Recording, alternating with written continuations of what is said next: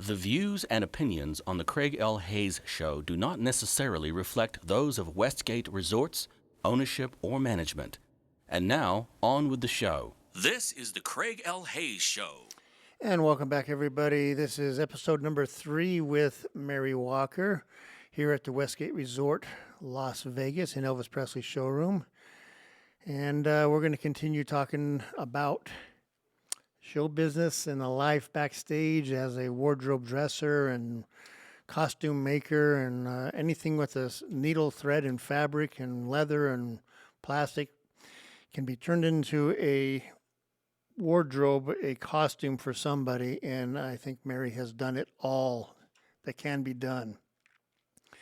So we're going to continue on with her and discuss some more. She's going to tell us some more stories. I am so awesome. It's so awesome. She has all these things that she remembers written down, and she's telling us everything. My job is so easy today. It's nice. Usually I have to do a lot of talking. Today I have to do very little. It's awesome.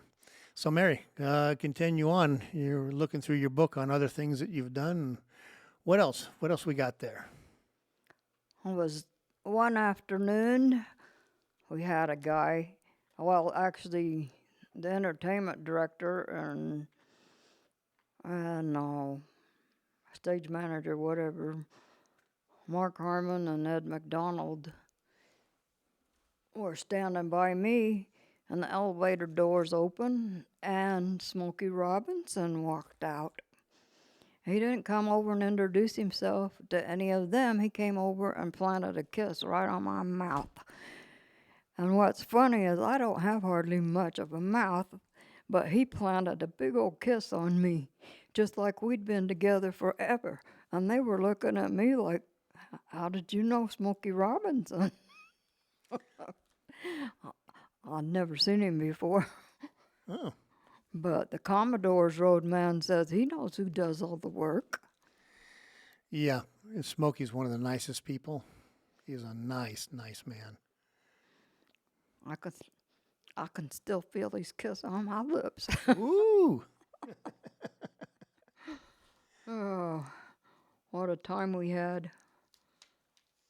We had Tim McGraw and Faith Hill here. Yeah, that was some good show business there. They were quite the characters. They were in their early romance and babies and in and out of the hotel. We had Elvis's maid, I shouldn't call it that, the ladies that cleaned the showroom, dressing rooms and that, Odessa, was an absolute gem. Beautiful lady. She was one of the kindest, sweetest women, and she was one of the first people that was inside the hotel to help clean it up before the hotel opened. And Elvis used to talk to her and Margarita. One day I came to work and we weren't allowed to come onto the property. They had the police corner on all the corners to where nobody could come into the hotel. And they had some kind of a threat. They had there was a van in the parking garage that somebody had chained to one of the pillar things, and it was leaking gasoline, and it had illegal license plates on it. Well, it turns out it was somebody in either the cook's help or whatever in the hotel, and the guy had taken his license plates off one of his other cars and put it on his van to bring it to work. So they're securing the whole property, thinking it's going to go up any minute. When we finally get authority to come in, we find Margarita and Odessa down here in the dressing rooms cleaning house still. Nobody bothered to tell them that they needed to evacuate the building. But there was never a dull moment, that's for sure. We had the Commodores showed up here, and if they weren't something else, they were 2 truckloads of the damnedest cable I've ever seen in my life. I don't know how you guys ever put up with that, because they unloaded these 2 big old truckloads of stuff, and they had electric cables running everywhere. And at one time, I always thought the Commodores were more love stories and songs and all of that kind of thing. William King and what's his name, Orange, and DJ James Dean, Thomas or whatever he is. Anyway, absolutely wonderful people. But at one point, I heard this pyro bomb go off, and I thought, what is that all about? So I had to go up and find out. What they did was they would bomb the guitar solo off the stage in order to get on with the show. But Yeah, they had a lot of pyro in their show. It made everything a mess up there. the guitar player would all of a sudden blow up and get hurled off. Yeah, they had some weird effects and tons of lighting, and then just there was stuff and more stuff and more stuff there. There's just too much stuff. DJ had a pair of pants that said not to steam, iron, or press, or I don't know what all. Anyway, he told me that every time he ever had goes to a new venue, that somebody would put an iron mark in those pants. And I didn't touch them. Usually looked at a label to see what was going on with it before you even try to do anything with the costumes. I got to put rhinestones and all kinds of things on for them. They were some really nice, gracious guys. They had a meet and greet, and I don't know whether his road crew people did it on purpose, but they brought this little girl down. She was as wide as I don't know how to politely say it, 2 axe handles wide, and she had on a red mini skirt and a little red jacket. And I looked at her. I still don't know to this day how she kept that skirt down without it rolling up around her neck. And that was some of the people they brought down to meet the Commodores. Wow. And then we have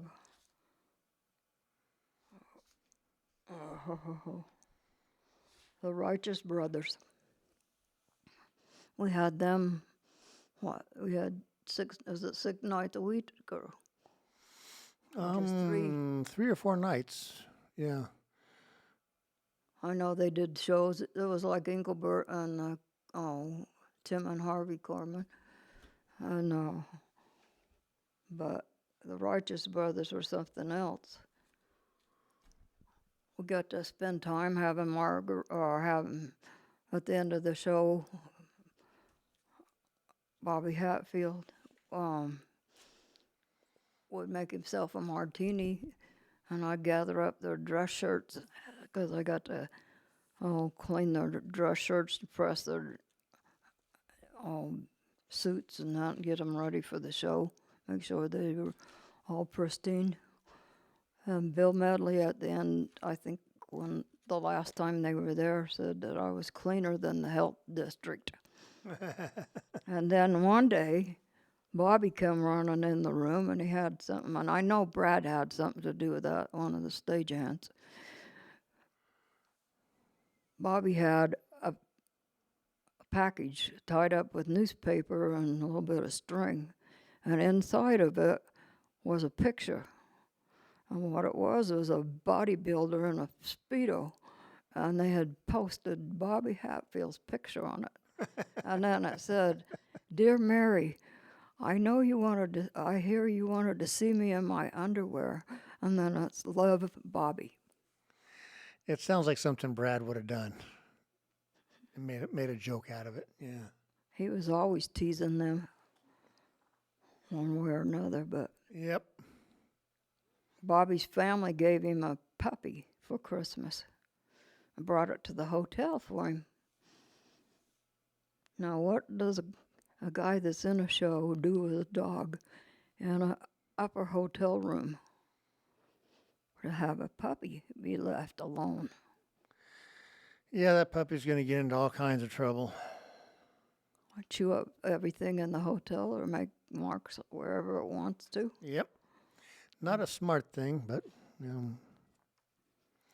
We had George Lopez. We had the Mavericks. We've had Kenny Chesney, Brad Paisley.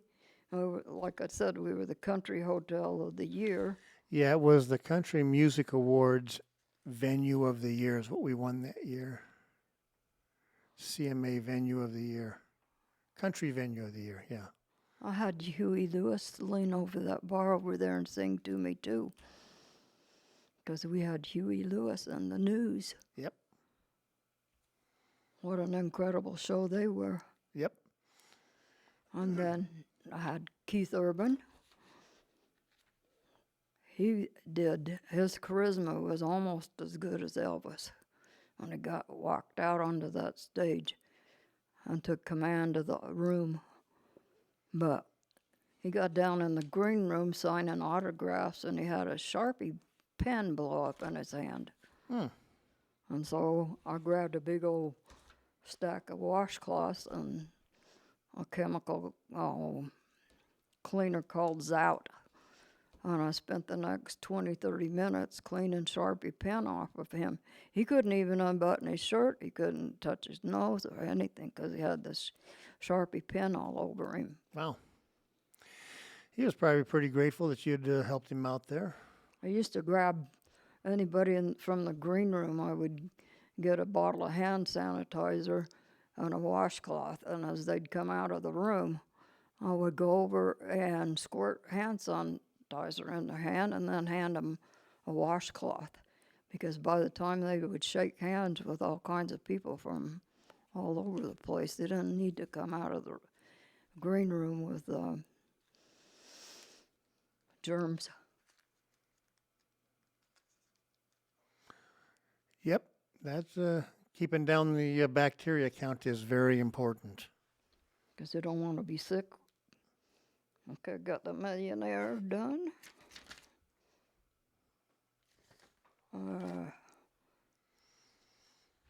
B.J. Thomas used to come in and sing with us. He was wonderful. He used to come and visit me as soon as he got to the hotel. He'd lost the button off of his coat. And so I made him a new button by cutting a little piece of black satin and making him another button out of something else. Huh. So I was a superhero to him. Gail ran into, I think it was Neil Sedaka. And Gail is like, what, 5'10", 5'8", 9. Yeah, she's 5'8", 5'9", somewhere in there, yeah. She come out of the room and he bounced right off in between her boobs. Because he's a little short guy. But we did PBS specials. And the Righteous Brothers were part of it. Bobby went down and got makeup put on. And Bill Medley come down there and he goes, "They're not putting me on like that stuff on me. You look like you're dead." But we had Lou Christie and what's his name? I don't remember Lou Christie. I'm trying to remember him. He was with the I don't remember. I had a couple of things with him, but Gary Puckett was with him on the special. But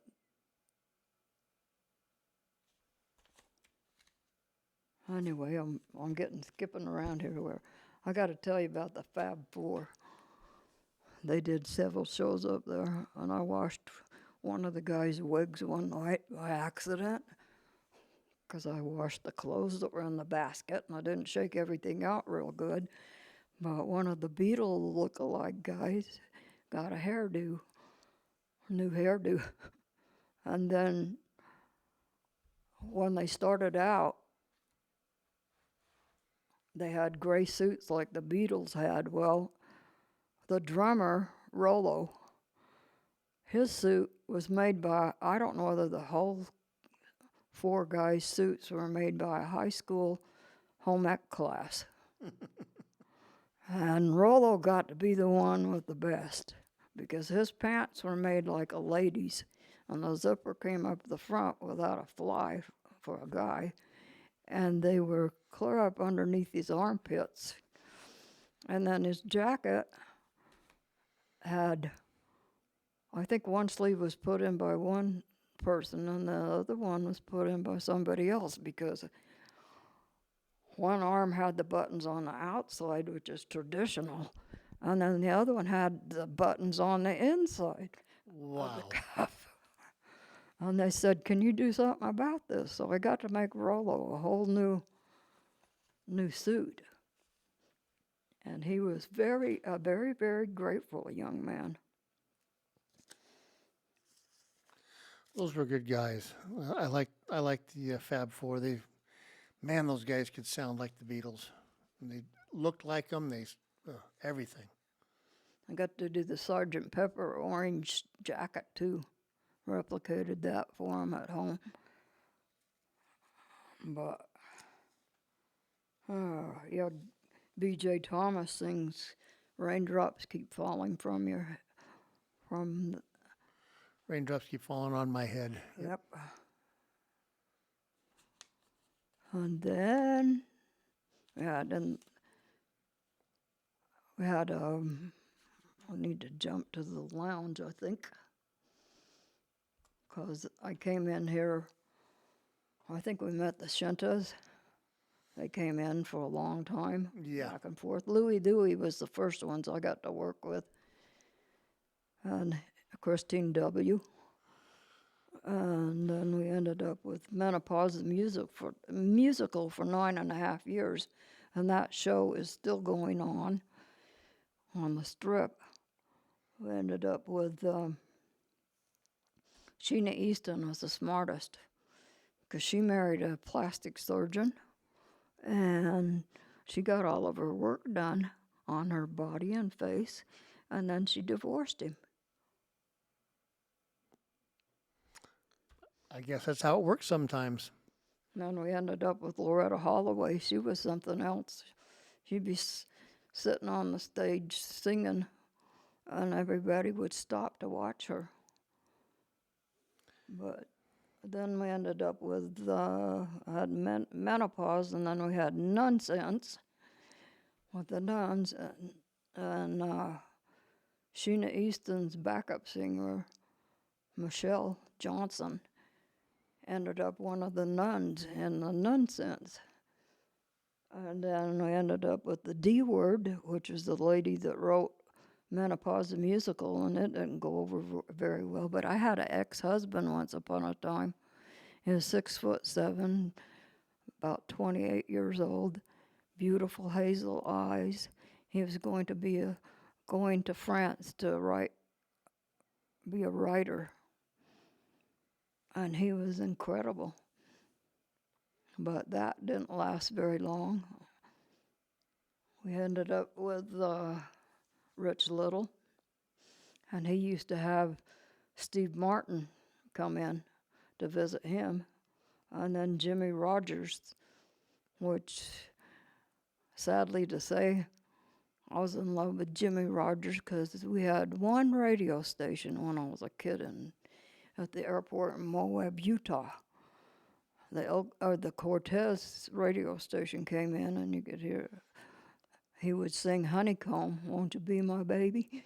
And he showed up to visit Rich Little, and I started crying. I couldn't help myself. My whole emotions just let go on me, and I cried the whole time he was there. And Pat Petrillo was working that too. And she says, "What's wrong?" I said, "But he doesn't know I used to sing with him all the time." And he heard me, and he says, "Well, I wondered who that was."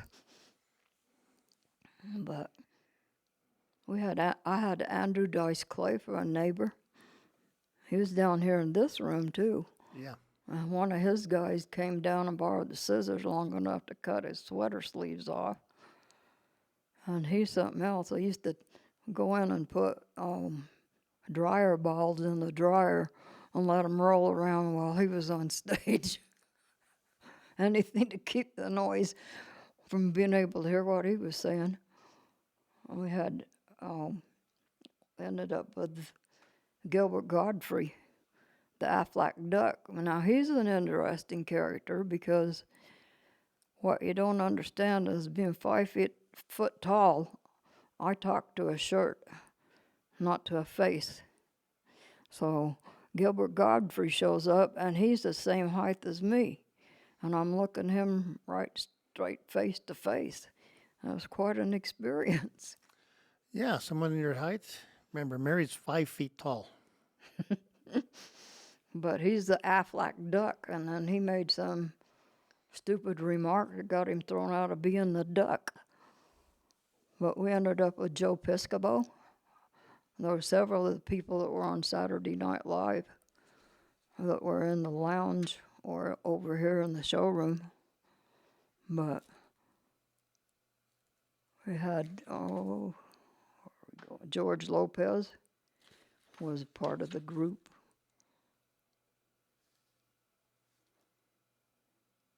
I'm getting cart before the horse. Oh. We had Steve Harvey. Now, Steve Harvey is probably maybe an inch or two taller than you. Yeah, he's like my height, maybe a little bit taller. Yeah. Well, he had a guy with him that was about a foot taller than him and a foot all the way around. It was kind of like a bodyguard looking guy. And a pastel yellow silk suit, if that wasn't something. But I've got somewhere in my memorabilia, I have a picture with Steve Harvey, and he's absolutely incredible person. That was back when he had hair before he shaved it all off. Oh, yeah. Now, we did Merle Haggard for the record. It was a TV shoot. And his backup singer was his ex-wife. Still touring with him for years. It's a little strange. I don't know if I'd want that if I was my ex, but hey, seems to have worked. We had Alan Jackson.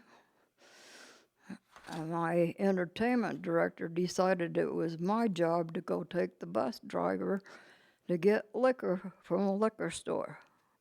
Now, I happened to be one of those church ladies, and I tried to explain to him that it would not look really right for me to take some other guy to the liquor store. But I got to go get Alan Jackson's bus driver a trip to the liquor store so they could stock the bus and then cut the show short and go to the lake to go water skiing. Yeah.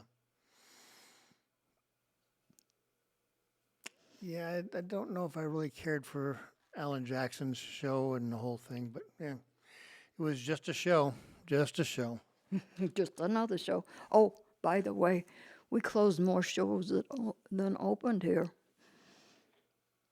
Some of them never opened. Yeah, we've done that.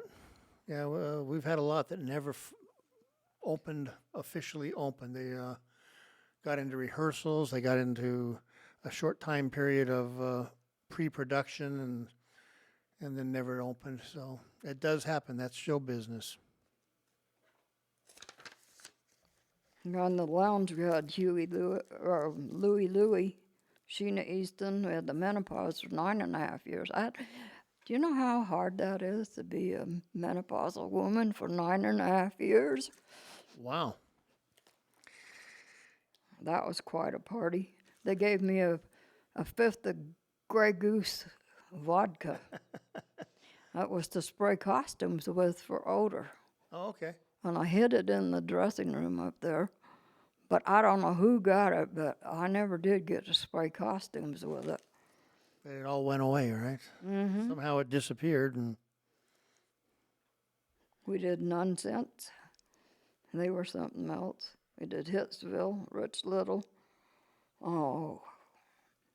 Andrew Dice Clay, Gilbert Godfrey, Joe Piscopo, and then I spent 5.5 years with Trent Carlini, the Dream King. Now, he's the next best thing to Elvis. And I've got story after story after story with him because we never knew whether he was going to be whether the audience was going to get the show or we were going to get the show backstage. And I know one night he split the seat of his pants out and he took his jacket off and tied it around his waist and kept on singing. But his keyboard player and him never missed a beat. They were absolutely amazing. But he would pick on us from time to time. One night, I could hear him yell, doing light, light. I'd got him dressed in the leather outfit, and I was hanging his clothes up, and I look around, and he's crawling around on the floor, going light, light, light. Well, Pat Petrillo come down the stairs, and she turned her flashlight on. He had lost his sideburn because he did a double stick tape sideburns on for that outfit, and he had lost it on the floor. And he's crawling around trying to find it. We got it on just in time. Yeah, the Trent was so good at being Elvis, and the amazing thing is when he got dressed and he left after the show, he wasn't Elvis. He wasn't trying to be Elvis. You know what I'm saying? He did a show as Elvis, and then he was back to being Trent as soon as he walked out the door. Some of these guys try to stay dressed up and looking like him because they want the attention. Trent didn't do that. What was funny was he found out that Gilo, the other guy that was working backstage with us, could sing just like him. So he'd come off stage and then he'd hand the microphone to Gilo.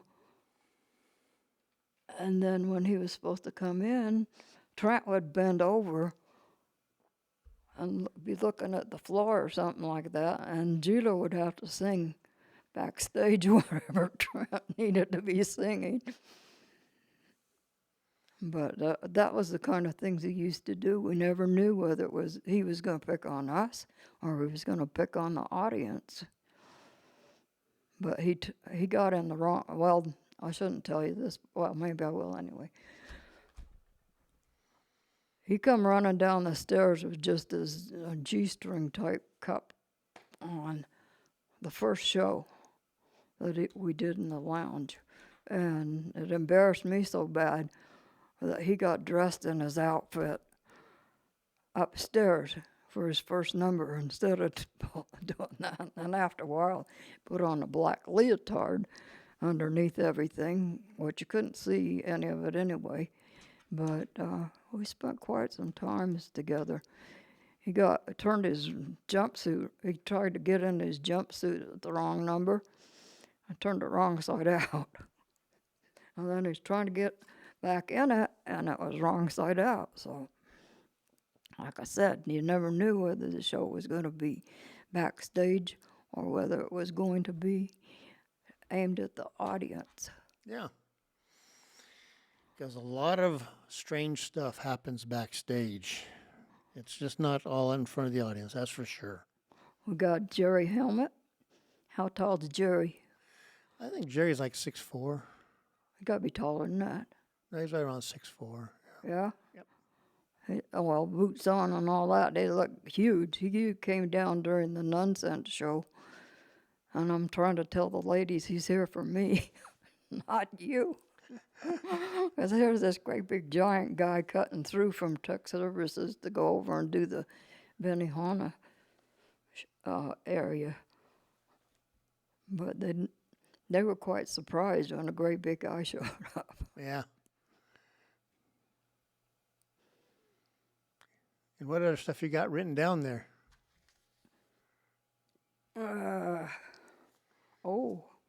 We did a Neil Diamond look-alike. Oh, okay. And then one of my favorite ones was Actually, the one guy was not the guy that ran the show was not that great, but did a Tom Jones tribute show, and he brought Joe Louis, the boxer. And Joe Louis used to sing out on the strip at one time or another while he was during his boxing career. And so I got Joe Louis with his Olympic medal hanging around his neck singing the green, green grass of home. But there's nothing like Mary in the morning.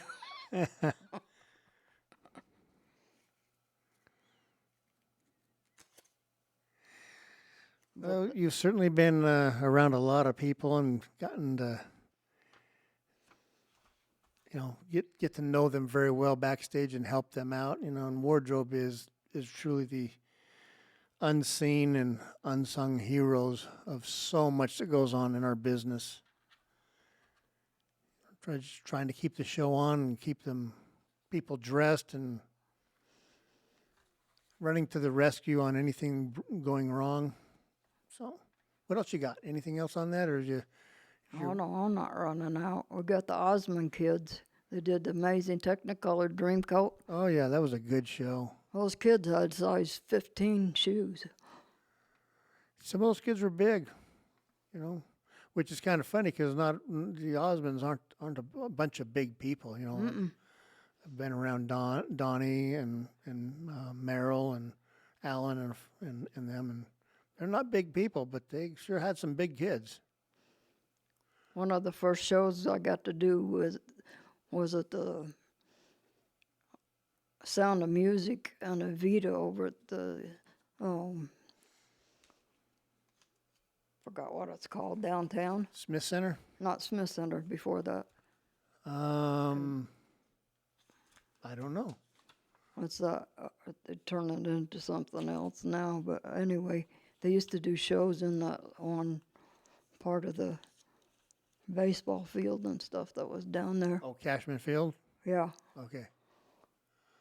There was a third show, but I can't remember what it was. We had Evita at one time. We had to clear.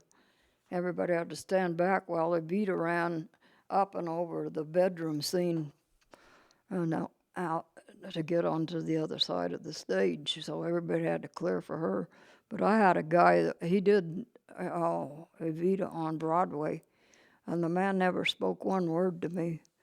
But I got to layer him in 4 different outfits because he would quick change. He was one of the photographers, and then he became a newspaper writer or whatever it was. But he never said a word to me the whole time he was there, which is quite fun when you don't communicate. Yeah, well, I would think that you getting them dressed and stuff like that, they'd want to say, hey, how you doing? Everything's good. No, but some of them just don't want to talk. They want to just be in their own head. But we did Rugrats on ice at the Thomas and Mack, and that was something because even with 3 layers of socks and boots on, your feet are really cold. And what was sad was they came in the first day. On the second day, they told them the show was closing. So when they took the hat off of the little Tommy doll, there was this little girl with the tears coming down her face because she's out of a job. But we had another one that was in this room was the Tops and the Temptations. And they were absolutely incredible. Yeah, we've done some amazing shows in this room. Been blessed to be in this room for as many years as I have and to do the shows that I did. And you were here, and then you were over in the cabaret, and then Jubilee back and forth. Jubilee at one time, and then one day you say, I think I've done enough, and you say, I'm retired, I'm gone. And it's all over. Tony Tarver wrote me one of the nicest letters I've ever had. He said I was one of the best employees that he ever had under his wing. Tony was an awesome guy. Yeah, just talked to him a couple weeks ago, actually. I give him a call still. He's retired. He's enjoying North Carolina, and everybody's retiring. Me too. I got a gold card from the union for being over. I didn't know that part of it was that you had to be over 60 or over, I don't know. I forgot already. It's a combination.